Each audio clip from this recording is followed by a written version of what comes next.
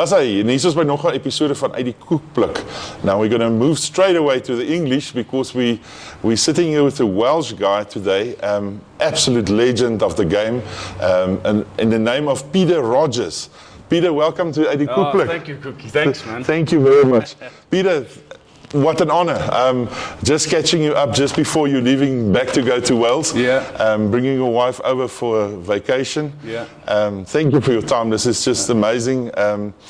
What an honor. Peter, born John Peter Daniel Rogers. Everyone knows you here as Peter Rogers. Yeah. What an amazing journey you've been in rugby.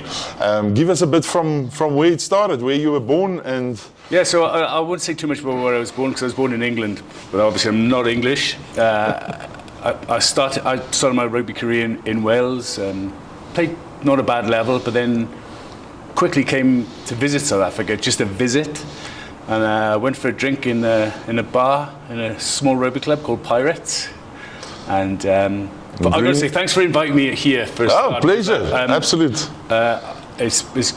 What a beautiful place, Joburg. Yeah. Beautiful. I love it. I have great memories. Anyway, going back to which Pirates brings me back to the memories. I just went for a drink in the clubhouse with a mate, and someone said to me, "You play rugby back in Wales?" And I'm, "Yeah, I play a bit, but I'm here on holiday." I said, "Well," they said, "Look, come train in on Tuesday." So I come train in. I ended up playing for the Pirates thirds, and then that went okay. And then I ended up playing for the seconds the week after.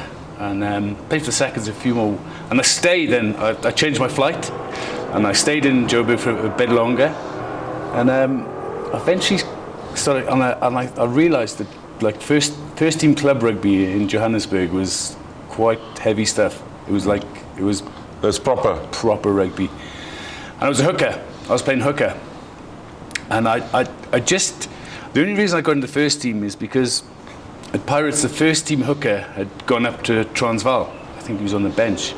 So he was back and forth from Transvaal, and he was a fantastic hooker. Scooper, his name. Okay. Like one of the club's big signings, Pirates' big signings. So every time he came back from Transvaal, me back to the seconds. Even though I think he was going quite well in the third, but back to the second. And anyway, I went back to Wales End, visited some family, and they asked me to come straight back out for the next season, and I came back, still as a hooker. And I never played prop in my life. And the coach said to me the one day, he said, "Listen, I want you in the first team at Pirates. I want you there. But do you think you could play prop?" I said, "I can't. I don't think I could. I don't know what to do." And he said, "Listen, we got a guy who's forwards coach. He'll give you some advice." So the advice I got basically was push as hard as you can. That was it. That was my only advice. Just push as hard as you can. So anyway, I got a first team. I was quite nervous. Loose head. I played against a guy called Bongo van der Merwe. Huge. It was the police team, and it was police rugby. They were hard boys, big hard men, big hard front row, big pack. I think they had quite a few ex-Transvaal players in. They were massive. How's that for a debut in your first team playing? My first time I ever played prop, and against Bongo, for me, I think it went quite well. Well, in fact, I kind of, everyone said I had the better of him, which was like an honour at the time. I was like a lighty almost. Yeah. And from there, I got asked to come training with the Transvaal. Like within a couple of days, the coach said, "You've got to get to RAU pitch where the Transvaal have training sessions. You've got to be there by 2:00. And I was working at the time, and I had to ask my boss if I could go to work, if I could have the afternoon off to go training with Transvaal. He said, "Go, get out of here." So I went, and then I ended up playing for them only once, and then I sat on the bench a few times, and then. But you must remember that was the time when Transvaal was just packed with Springboks. I'd walk in the changing room for training, and they would be Frans Oppiena, Rudolf Strauly, Henny Leroux, Jappie Mulder, Bullet, Barley Swart, Cobus Visa. I'm like, I'm sitting there with these guys. I'm like, my God, it's like, what? It was like a dream. And but to be honest, I did hold the bag in training for them for like a good 18 months, basically. And there was a team called the Rooibokke. Yes. And the Quaggas. So I played that level rugby, and I dreamed of playing once more for Transvaal and so on. And then the Vodacom Cup came along, and I played a lot of Vodacom, loads of Vodacom, and a lot of the Vodacom in those days was like a curtain raiser for the Currie Cup games. And I think got noticed by someone, and an agent came over and asked me, "There's a few English clubs interested in you." I'm like, "What?" And I ended up going over to play in London.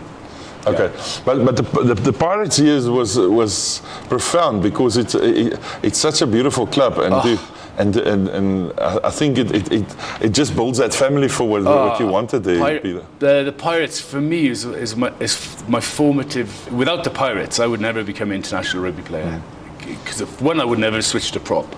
I don't think ever. And it was the way the other teams would like try and grind the Pirates down, because they all have huge packs. And we were just like this small English-speaking club, weren't we really? And all like Rudeport with all the big Afrikaans boys, they'd try and kill us. Yes. You know, Soties, all that. You know, and I was at the end of it as a loose-head prop. And a mate of mine was a tight-head prop, Glenn Krobowiski. Glenn was a big mate of mine, and I've seen him for the first time in like 20 years now. Wow. This weekend, and it was at the Pirates, and it was like a beautiful moment to see him. I saw on that picture you've got Grant and Carstensen, John Carstensen, John Sabio. John Sabio. We all played front row, and we were all like English-speaking boys against these huge Afrikaans front rows, you know. And that's what I learned. That's what I learned how to prop. Yeah. And from those words, the coach, I think it was Les Smits, he said, "Just push as hard as you can, man." Great coaching.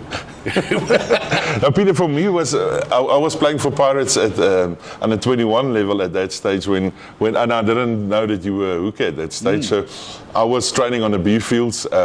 They played the first team against second team. You were in the first team, and they said, "Cookies, we need." I don't know if someone got injured or something, but they called me over. They said, "We need you to go scrum." So I arrived there at the scrum, and you recall this, and obviously I was this big Afrikaans boy coming from Monash. And I thought, listen, you Englishman, let me show you. And I was also on a journey at that stage, coming into an English club, being an Afrikaans boy, and I had to find my feet there. Yeah. And here I end up against Peter Rogers. And the first scrum I went in and I just smashed. I hit it as hard as you came. And as we came up, you said to me, "Stop doing that." And I was standing there and I thought, you're not gonna tell me what to do. And I went in on the second one, and I hit you again, and you came up and you says, "I told you and I warned you." And I thought, come Soti, I don't care about that.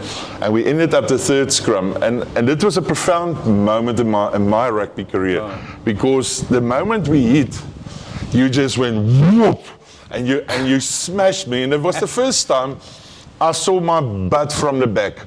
And people knowing me all my years in scrumming, I was a very strong prop, but you literally scrummed me to rafters, and you were one of the first guys that did that.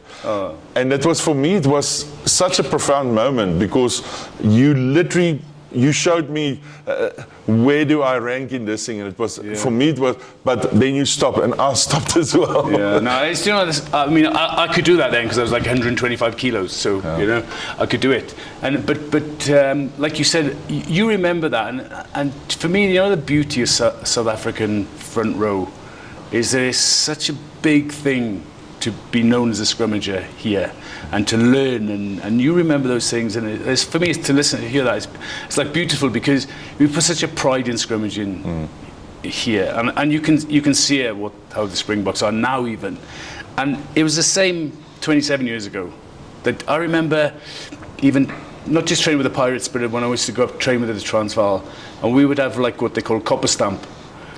And then copper stamp turned to live scrums, and I remember the one time in this was Ellis Park, we would have a live scrum in one corner, and then we would jog to the next corner, have another live scrum, and then we go to the half, have a live scrum, and we would just go around the pitch we did 2 hours of live scrums, and that was our training session. Because we had to get our scrum right. Like a scrum was everything. Yes. And you know what? It still is. It still is. But it's important for me as as a youngster at that stage, and most probably there's stories behind me again. Yeah. But what is nice about it is I always kept looking at Peter Rogers because what he did was heroish for me, and I learned a lot. So I was always checking you out, even in later. And I had the privilege when you play Test rugby to sit and go, but what did Peter do that I couldn't do? So that's so beautiful. Yeah. Peter, you went on and you played quite a lot of club rugby. Where did it start on your club rugby? So as a professional, my club rugby in Wales, I grew up in a place called Brinkethin, and I played youth rugby there. And if you were any good, you would play for Maesteg Youth, and that was like an under-19s team. And then from the youth team, then I ended up playing a bit of what we used to call first-class rugby. So that's my background in Wales. Came here, my club rugby was Pirates, and then obviously I was fortunate and privileged enough to play a little bit of Transvaal rugby and a lot of Vodacom Cup. And then obviously I went back to the UK then to play proper professional at London Irish, and that's where I got my first cap.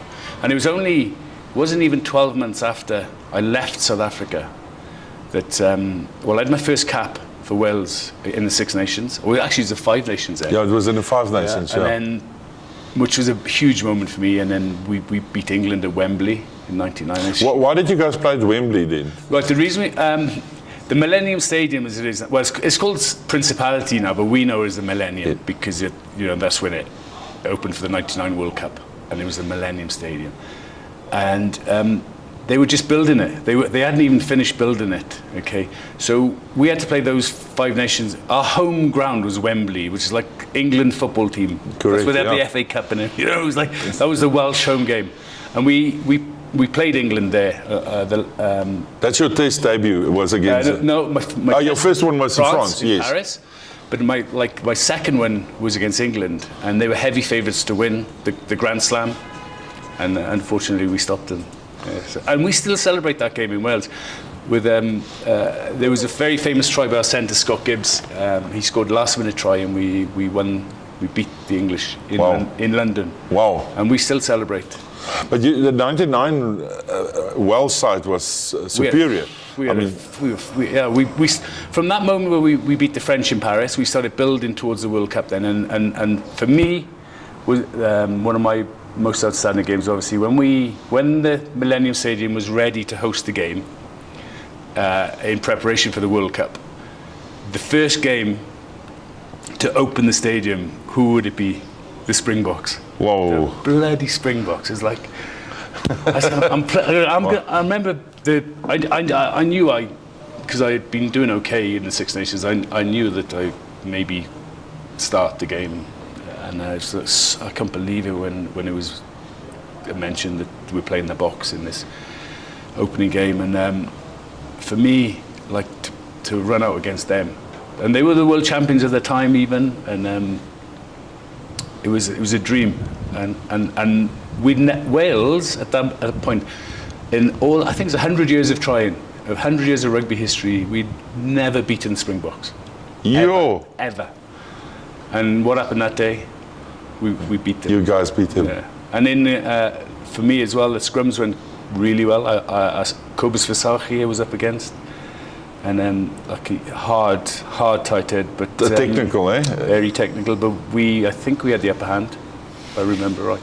I'm not bragging, but and in some of the local press, I go man of the match, and I don't think I touched the ball much, so just from scrumming. Well, that's fantastic. Your scrumming became a signature of you. It did, and that's what I'm most proud of. Yeah. But I learned it all here. you had to come here to become a prop, and I had to. Yeah, I did. It's my journey. So would you say that if you stayed on hooker, most probably you wouldn't have had the opportunities? No chance. No chance. No chance. And Pirates, it was because of that one guy, Scooper at Pirates, who Kenny Smith, the coach, he said, Peter, I'm not going to pick you hooker. But he said, I want you in my team, but you won't replace Scooper. Yeah. Well, playing the French there, the French is a difficult side, especially with playing them away. Yeah. Because they got the crowds behind them. Amazing stadium, yeah. But you guys took it out of them the first time in 30 years. Yeah, away years, my first cap when we beat the French in '99 in Paris. And I was up against Frank Tounet from Toulouse. He was like a beast. Then I think because our scrums were going so well, they took him off, you know. I don't know if it was an injury or what. In those days, it was, you know, like the bomb squad now, it wasn't a thing so much. They would replace props if they were getting hammered, but it wasn't like a tactical substitution. But they took Frank Tounet off. I remember my hooker, Garen Jenkins, going, we've got him, we've done him. They've replaced him. And then they switched Christian Califano over from loose to tight head. And I thought, oh, here we go. There's no such thing as a loose head that can play tight head. It doesn't exist. We're going to kill him.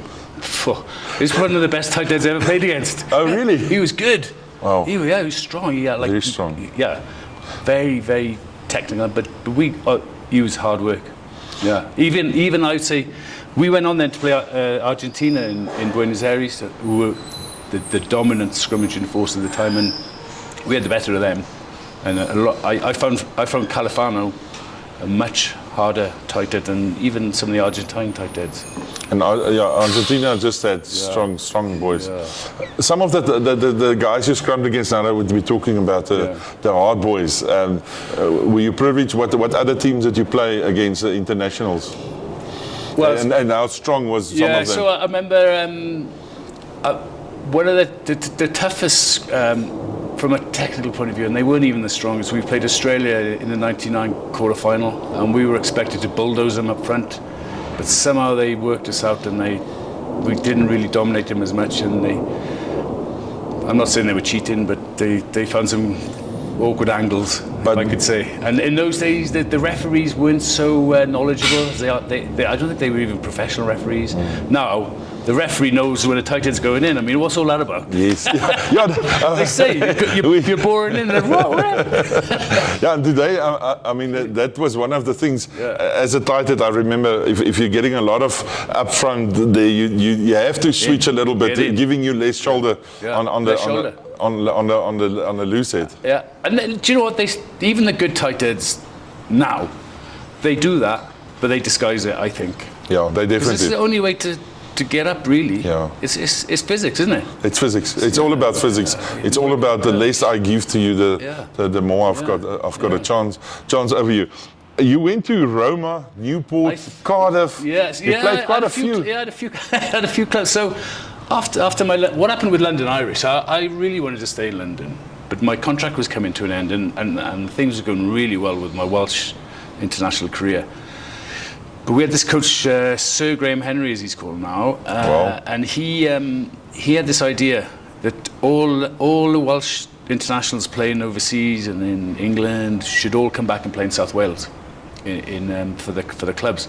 So I was forced to make a choice, more or less. If you don't come back to Wales, and a lot of other guys I think were given some kind of ultimatum, if you don't come back and play Welsh club rugby, you probably won't be in the international squad, which was like, I would never give up my Welsh international career, of course not, just for a club.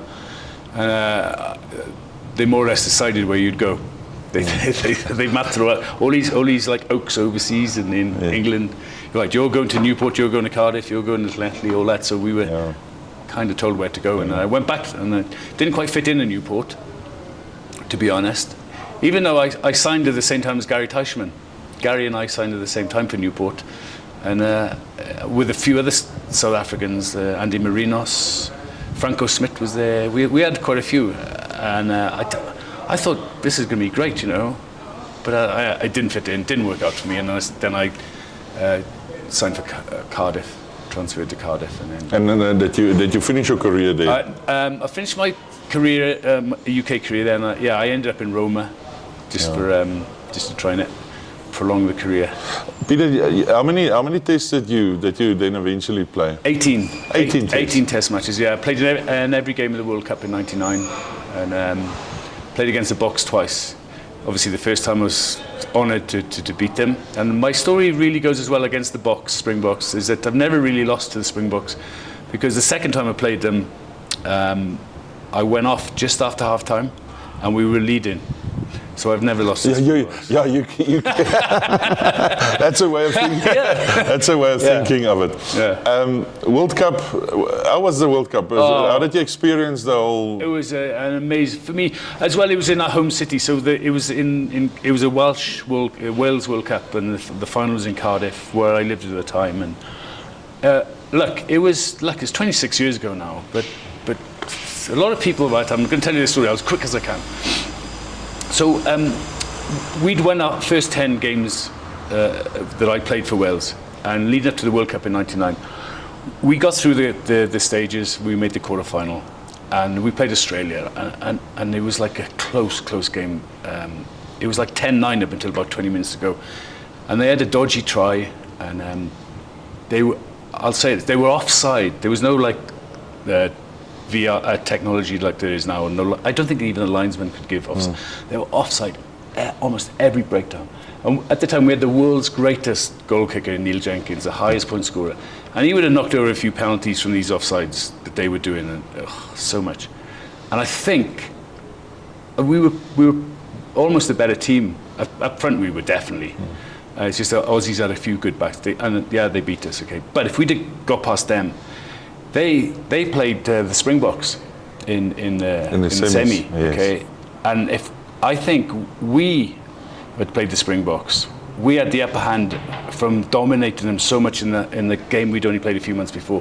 I think we would have gone in with that much confidence against the Springboks in that game, and the Boks lost that game anyway, didn't yes. they? And I think we would have beaten them again. Honestly, we.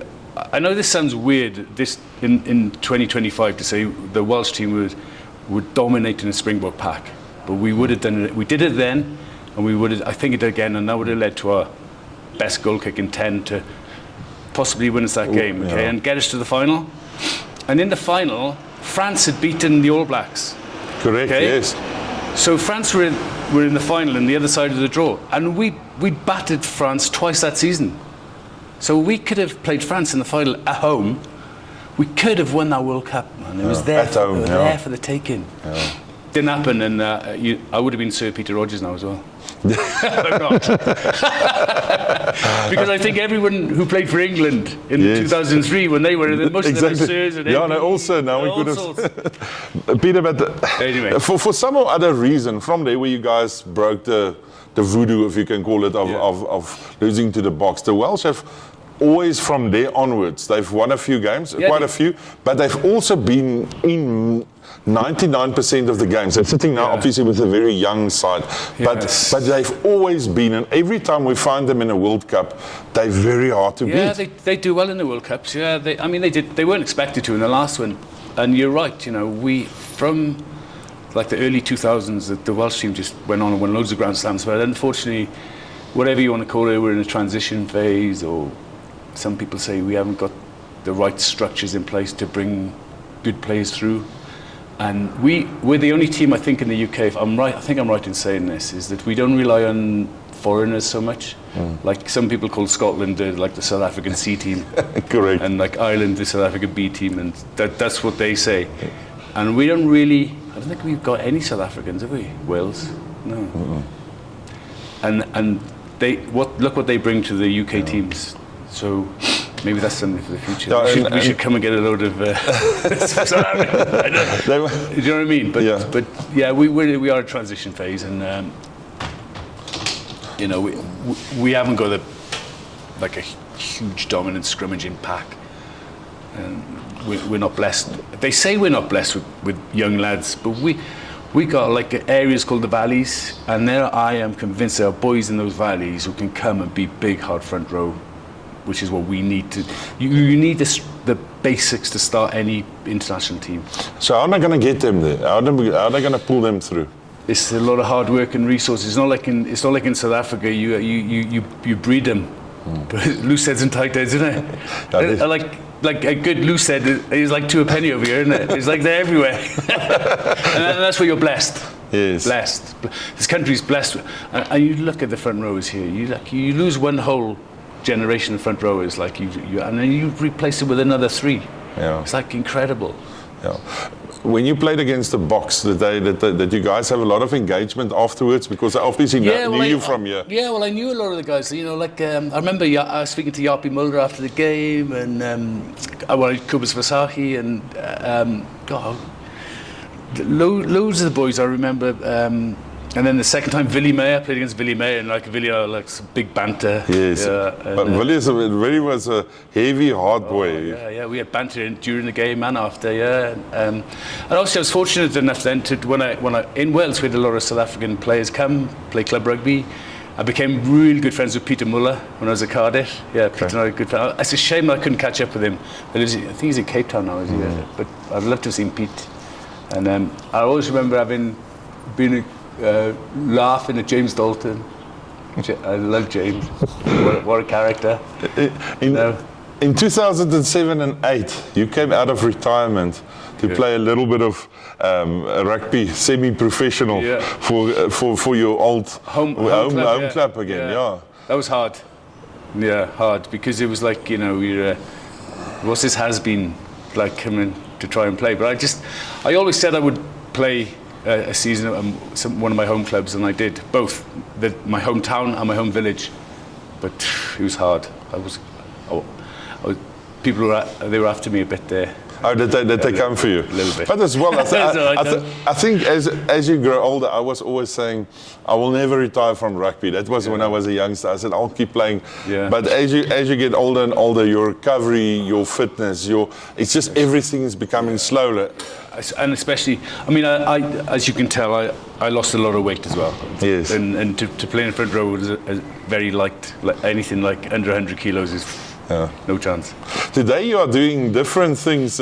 You are running and you are... I try and keep my fitness up. It's important from a health point of view. Yeah, very important.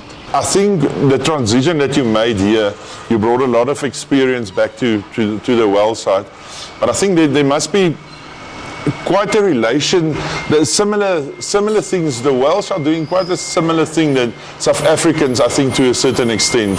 It always feels like the mindset of rugby is quite the same. Spectator-wise, and I'd say spectator-wise, you know, it is our national game, and you see how South Africans love their own. I was at Ellis Park on Saturday watching the game, and obviously back to my home club for a few beers, and the passion for rugby at the Pirates is very similar to what you get with a lot of South Wales Valley teams.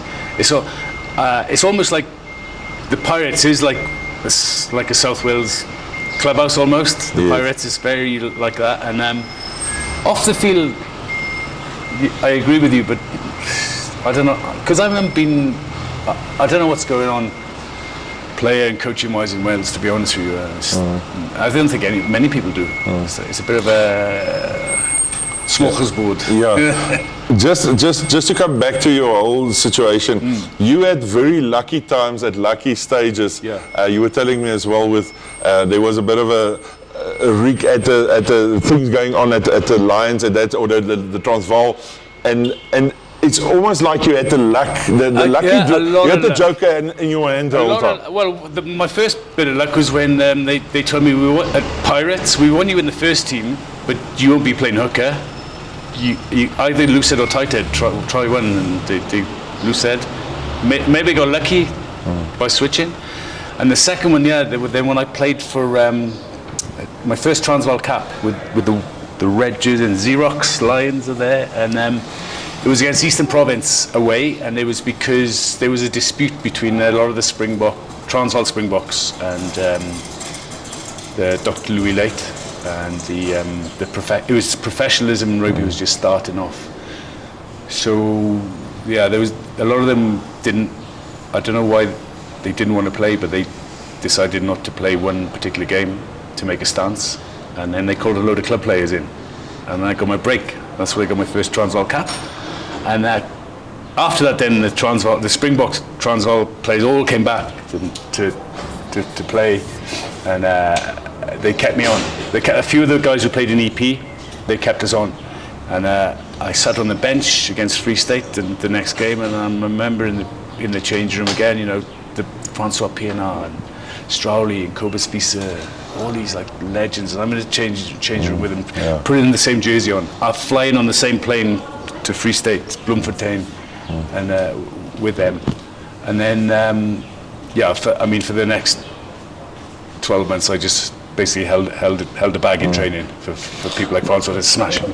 But you need that luck. You need to have that. Just that moment, just that moment. I reckon if you stick at it hard enough, anyone. It's a good lesson maybe for youngsters who are good players who are thinking of giving up.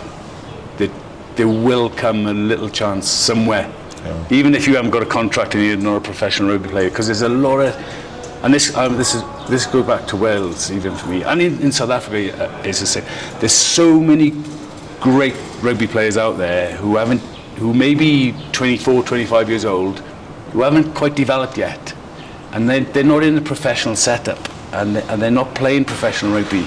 They're probably playing semi-pro or amateur at their clubs. But in 2 or 3 years' time, those boys could compete with the right conditioning, of course. But late developers. So if you don't give up, you get it.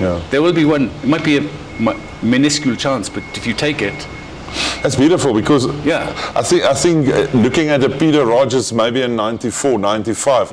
If I sat down with you with a beer in 94 and I said, Peter, you're going to play for Transvaal in South Africa, or Peter, you're going to play in a World Cup, or against the Springboks, you would have said to me, Cookies, there's no way.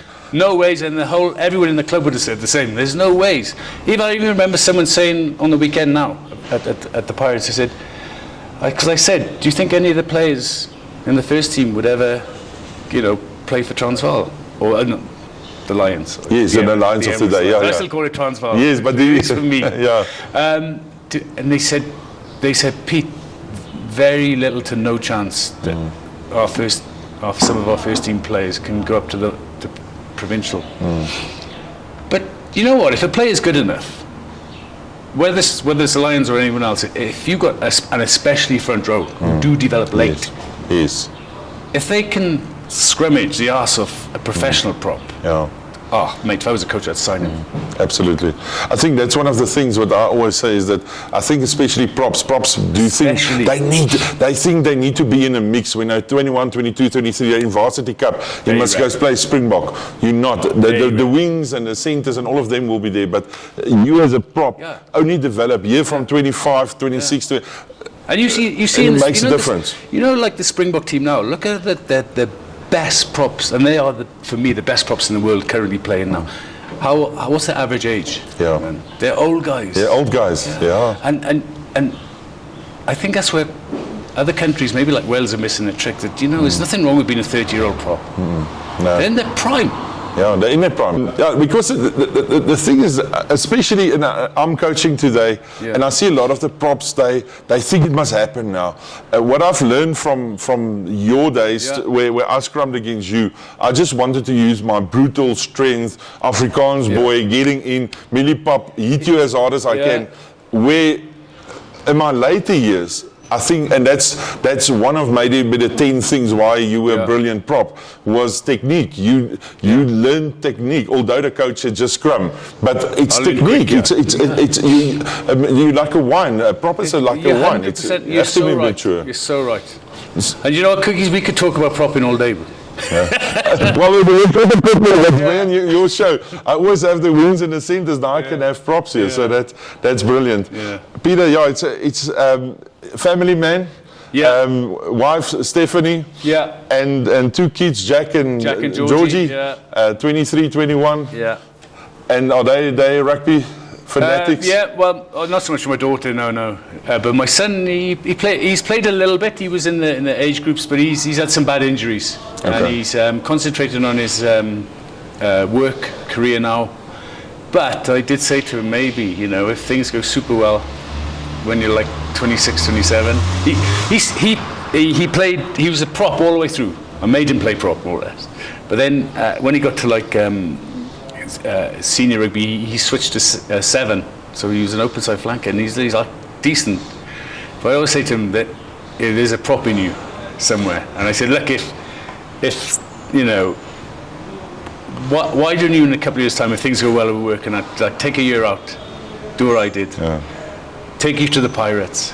We'll see if you can repeat history. That would be a beautiful journey, bringing if you him. can repeat some history, because it's, you know, it's doable.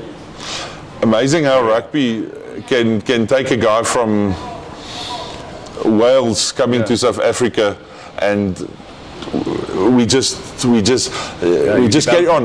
You and Glenn, it took 20 years, but you just carried on from where you left off. Oh yeah, 100%. Oh yeah, and it was like being in the clubhouse, and it's mad how like all the boys that came together, we were all front rowers. Like, and two of the guys I haven't seen for like 27 years, and like it was yesterday. And we're sitting there having a beer. You know, we were even talking about the time where we scrummed Rudaput off the pitch. That was 27 years ago. But that front row of the Pirates was just John Savio. John Savio was just next level. I mean, it was small, but it was a good prop. There was guys coming through, like the under 20s guys trying to get in. Chad, Club Whiskey, yes, correct. All the youngsters were coming. Back horse, everyone like, we're going to get in the first team, and we're like, no chance, you stay in the second team, no ways. It's a journey to get into that first team, and it's a privilege to prop, because we'd play against the Rao and all the big teams. They would have guys coming down from Transvaal, you know, even Capstock van Grienen. What a tight head, like for his size. He's one of the toughest. Fuck, what technique he had, you know. So that's where you learn. Guys like that. I think Bongo and Yapi Barnard, guys like that. We played against at club level. Yes. At club level. At club level, and it was nice for me. Was later years, some of the guys stayed along and played seconds and thirds. And that was the experience. Keep pushing back the experience and just keep building on it. Peter, that was an absolute honor. I've got at the end of every show, I've got Uit Die Koekblik, out of the cookie jar. Now for your Welsh friends, it's the cookie jar. So we're going to have to tell them why is this a cookie jar. Is that in the old years you used to have the cookie jar, and your grandmother would make cookies in this. I'm obviously called Cookies of my surname, but in that time you were struggling to open this can and Mark Oop. And eventually you will find this Oop, and at the end of that you will find magic, and it's magic out of the cookbook. So I'm going to have a moment of that, but I also want, just before we stop that, I want to ask you, you know your Afrikaans now, you still got a few Afrikaans words in you. And you've got, obviously, your Welsh, so I would like you to say, do you know some Afrikaans still? Without swearing.